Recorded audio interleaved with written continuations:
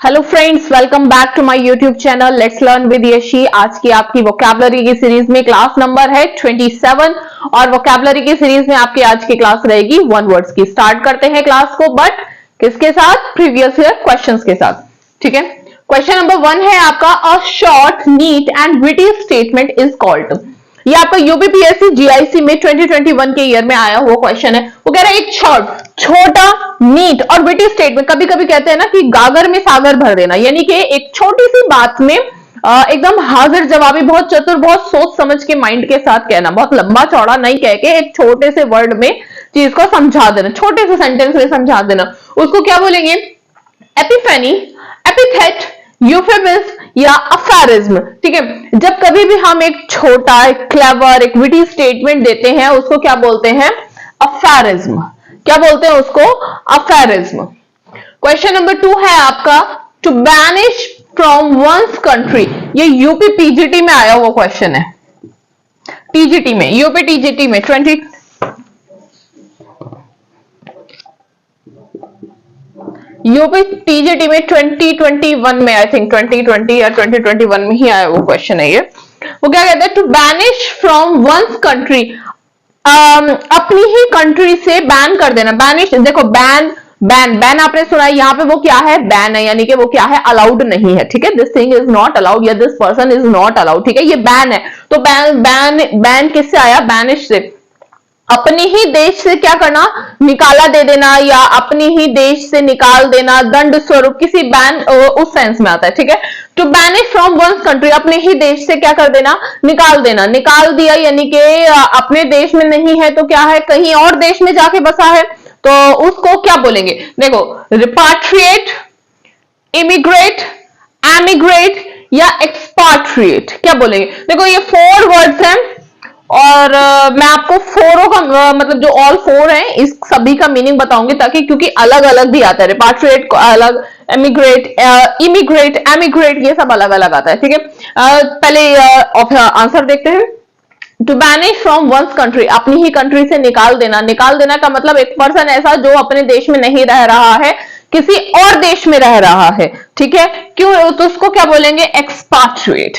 ठीक है, एक्सपाट्रिएट। जैसे हाँ, एक्सपाट्रिएट आप ऐसे भी कह सकते हो, नहीं उनको तो वो तो नहीं चलेगा, मतलब अपने देश में वो अलाउड नहीं है, अपने देश से निकाल दिया, जैसे ना देश निकाला दे देना, ऐसे छोटे छोटे गांव निकाला देना, देश निकाला देना, ऐसे एक जगह से आपने निकाल दिया तो कहीं दूसरी जगह तो जाके बसेगा ही ना, दूसरी जगह जाके रह रहा है, तो उस सेंस में इसको क्या बोलेंगे?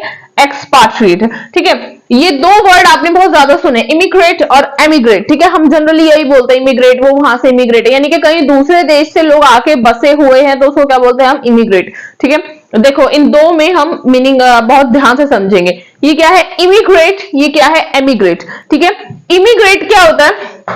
इमिग्रेट क्या होता है कि जैसे अपने देश को छोड़कर, किसी भी वजह से अपना देश छोड़कर किसी दूसरे देश में जाके बसे हुए हैं। ठीक है, तो जैसे सपोज कीजिए कुछ पर्सन है, कहाँ के हैं? जैसे यहाँ के पंजाबी लोग जो बहुत लोग हैं, कहाँ बसे हुए हैं? कनाडा। हम इसी एग्जांपल से आपको समझते हैं। ठीक है, यहाँ के बहुत सारे पंजाबी कहाँ जाके बसे हैं? कनाडा में बसे हैं। ठीक है, कनाडा में बसे हैं, तो कनाडा वालों के लिए वो पंजाबी क्या होंगे? जो कनाडा मूल निवासी, मैं एक एग्जांपल ले लिया, आज को तो पंजाबी ज्यादा है, कनाडा ही पूरा पंजाब बना हुआ है एक तरीके से। ठीक है, लेकिन कनाडा वालों के लिए जो यहाँ के पंजाबी हैं वो क्या है? इमिग्रेट। ठीक है, और जो वो पंजाबी जो यहां से निकल के कनाडा बसे हुए हैं, मतलब हमारे लिए वो क्या है? एमिग्रेट।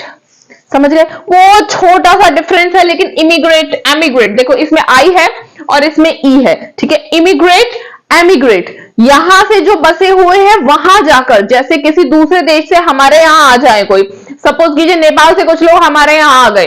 ठीक है, हमारे इंडिया में आके रहने लगे, कैसे? परमानेंटली हमारे यहाँ आके रहने लगे हैं। ठीक है, तो हम क्या कहेंगे? They are immigrated person from Nepal. ठीक है, ये कौन से हैं? इमिग्रेटेड है, हमारे लिए क्या है? इमिग्रेटेड। लेकिन जो कहां से आए हैं, मतलब, और अगर नेपाल वाले कहेंगे कि हमारे ये लोग वहां चले गए, तो क्या वो क्या बोलेंगे? एमिग्रेट। ठीक है, समझ गए, छोटा सा डिफरेंस है बट इंपॉर्टेंट है। ठीक है, अब आपको ये तीन क्लियर हुआ। एक्सपाट्रिएट, किसी को अपने देश से निकाल दिया दूसरे देश में या फॉरेन में दूसरे देश में जाके रहने लगा तो क्या होगा, एक्सपाट्रिएट। ठीक है, इमिग्रेट, किसी दूसरे देश में रहने वाले परमानेंटली, क्या बोलेंगे, इमिग्रेट। और किसी जो जगह उन्होंने छोड़ी है, जहां से छोड़े वहां क्या कहलाएंगे, एमिग्रेट। ठीक है, अपना देश जहां से छोड़ा, जो उनका अपना देश है वहां पे वो क्या कहलाएंगे, एमिग्रेट।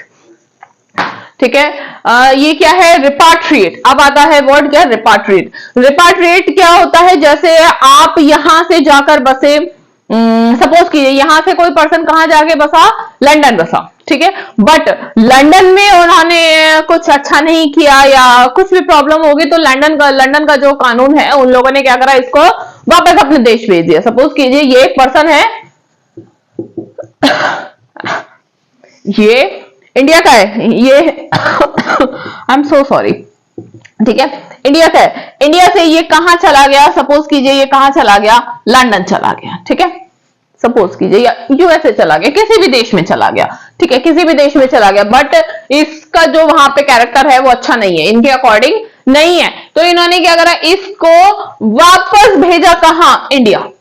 वापस भेजे, क्या हमारे देश में नहीं रहो, अपने देश में जाओ, तो उसको क्या बोलेंगे, रिपाट्रिएट। ठीक है, किसी एक पर्सन को उसी के देश में वापस भेज देना क्या कहलाएगा, रिपाट्रिएट। अपने देश से निकाला देके दूसरे देश में जाके बसा, जो अपना देश से निकाला देके जो अपने ही देश में अलाउड नहीं है वो क्या है, एक्सपाट्रिएट। ठीक है, कोई अपने देश में परमानेंटली आके रहने लग गए, क्या, इमिग्रेट। और जहां से जिसने छोड़ा अपने जगह वो क्या है, एमिग्रेट। ये आपको इमिग्रेट एमिग्रेट लैंग्वेज से नहीं समझ में आएगा, एग्जाम्पल से समझ में आएगा। मैंने पंजाबी लोग का और कनाडा का एग्जाम्पल दिया, होप ये बहुत क्लियर एग्जाम्पल है। कनाडा वालों के लिए पंजाबी क्या है, इमिग्रेट, और हमारे लिए वो पंजाबी जो कनाडा में जाके बसे हुए हैं वो क्या है, एमिग्रेट। ठीक है, मिलते हैं आप सॉरी आते हैं आपके नेक्स्ट क्लास पे।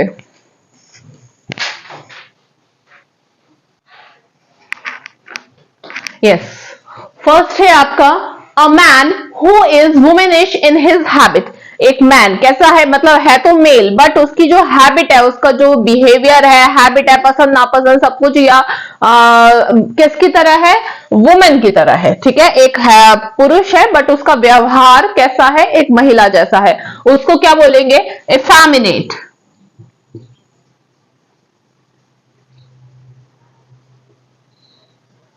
आपको पता है वाइस वर्सा करके भी आ सकता है, ऐसे भी पूछ सकता है, a man who is womanish in his habit, effeminate। या फिर ये भी बोल सकते, what is the meaning of effeminate। effeminate means man है बट हैबिट बिहेवियर कैसा है, वुमेन जैसा है। ठीक है, सेकंड नंबर है आपका, ये आपका आया हुआ ही क्वेश्चन है, पीजीडी 2000 में आया हुआ क्वेश्चन है। सेकंड नंबर है आपका साइंस ऑफ फार्मेसी। जो आपको पता है अलग अलग डिपार्टमेंट होता है, यदि हमको फार्मेसी जो होता है ना मेडिकल, उसमें फार्मेसी दवाइयों वगैरह के, उसमें साइंस ऑफ फार्मेसी को क्या बोलते हैं, फार्मकोलॉजी। फार्मकोलॉजी। ठीक है, एक मिनट,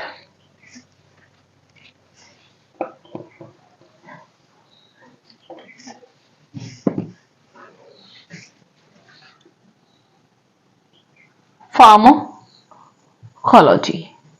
ओके, नाउ क्लियर है। ठीक है, तो ये भी आपका यूपीपीएससी में पॉलिटेक्निक के लेक्चरर में 2021 में आया हुआ क्वेश्चन है, जो पेपर 1 होता है ना उसमें। साइंस ऑफ फार्मेसी क्या, pharmacology. A man who is womanish in his habit, effeminate. Third है आपका collection of small coloured flags is called. एक कलेक्शन है किस किस का, उसमें स्मॉल छोटे कलर्ड और फ्लैग्स, एक जगह पे बहुत सारे कलेक्शन है किसका, छोटे छोटे कलर्ड फ्लैग्स बहुत सारे रखे हुए हैं, तो उसको क्या बोलेंगे, बंटिंग। ये भी आया हुआ क्वेश्चन है, बंटिंग। मैंने इसको ऑब्जेक्टिव की फॉर्म में ना लेके ऐसे लिया बिकॉज ऑब्जेक्टिव प्रैक्टिस के लिए अच्छा है, बट बोर्ड पे इतने सारे स्पेस में थोड़े से ही क्वेश्चन आ पाते हैं, तो जो जरूरी होती है जिसके 4 ऑप्शंस जरूरी हैं, जैसे लास्ट उसमें का, तो वो मैं ऑब्जेक्टिव के रूप में ही कराऊंगी।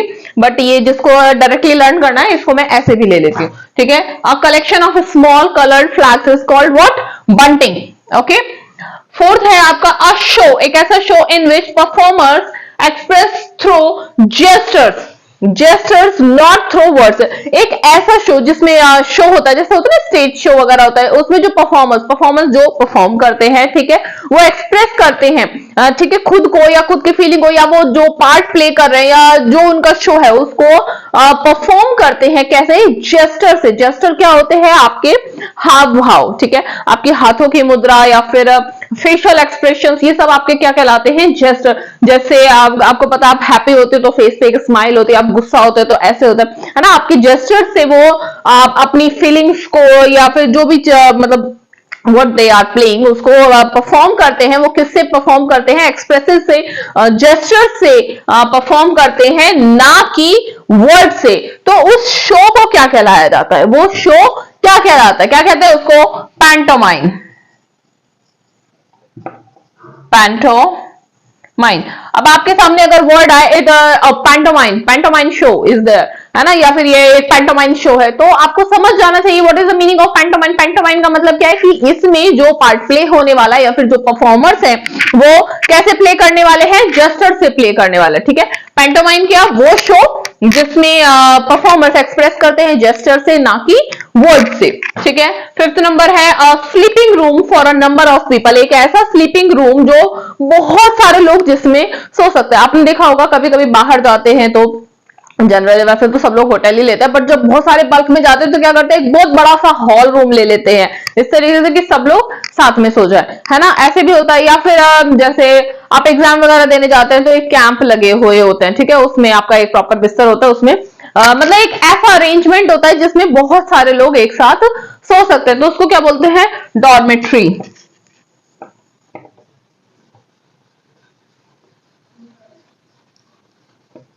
क्या बोलते हैं इसको?